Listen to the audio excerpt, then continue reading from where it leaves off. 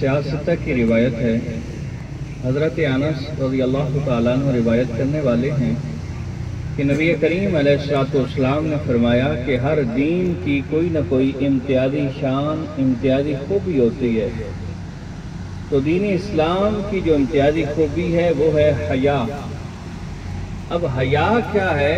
हया है अल्लाह का खौफ दिल में और गुनाहों की शर्मिंदगी, यानी गुनाहों से शर्मिंदा होना।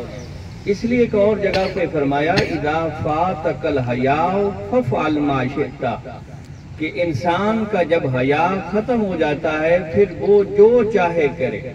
ये इंसान का हया ही है जो इंसान को बहुत सारे कामों से रोकता है। अगर ये हया की सिफ्त खत्म हो जाती है तो फिर इंसान और हैवान में कोई फर्क नजर नहीं आता। वो जिस तरह जहां जब चाहे जिस तरह करना चाहे वो करे, लेकिन जब हया की सिफ्त मौजूद होती है तो वो इंसान अपने अंदर गुनाहों की शर्मिंदगी महसूस करता है या ऐसा काम करने से अपने आप को रोकता है जो ज़ाहिरी एतबार से देखने में बुरा हो।